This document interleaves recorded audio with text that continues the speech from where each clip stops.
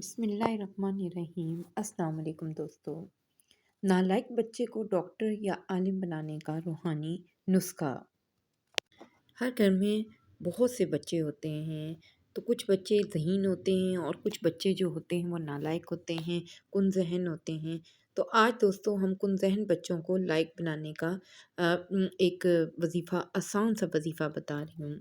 कुन ज़हन बच्चे या नालायक तालिब इल्मों को सूरत निसा की आयत नंबर 113 का दर्ज झैल हिस्सा 121 मरतबा पढ़कर पानी पर दम करके आपने रोज़ाना पिलाना है।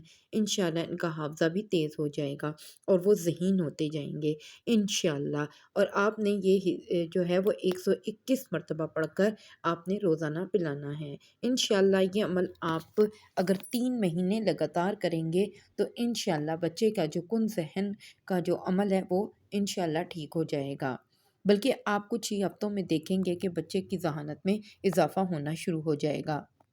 बिस्मिल्लाहिर्रहमानिर्रहीम। व अल्लमका मा लम तकुन तअलम व काना फ़ज़्लुल्लाहि अलैका अज़ीमा।